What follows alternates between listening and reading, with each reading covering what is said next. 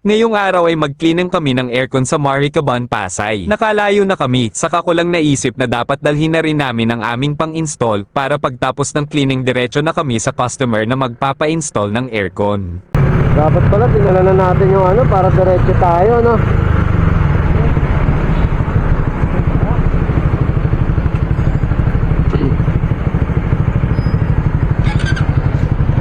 Para diretso na tayo. Layo nun eh. Batasan. Dali na natin.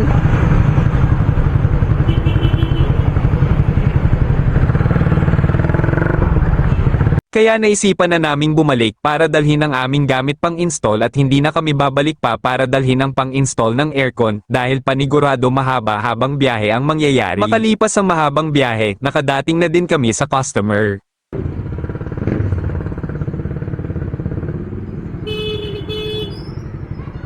Pagkadating namin, agad ko na rin tenest ang aircon kung lumalamig, saka ko pinatay at inumpisahan ko ng baklasin ang kaha nito. Nang mabaklas ko na lahat, nilinisan na rin agad namin ito.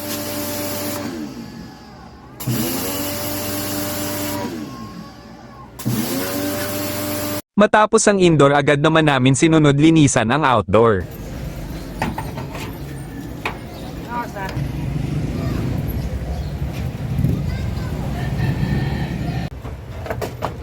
Pagkatapos nito, kinabit na rin namin yung kaha ng aircon.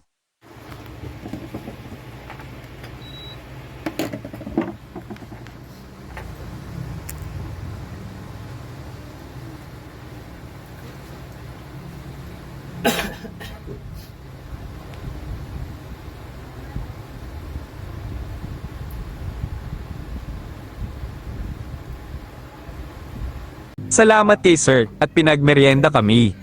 Salamat at maayos ang paglinis namin ng aircon.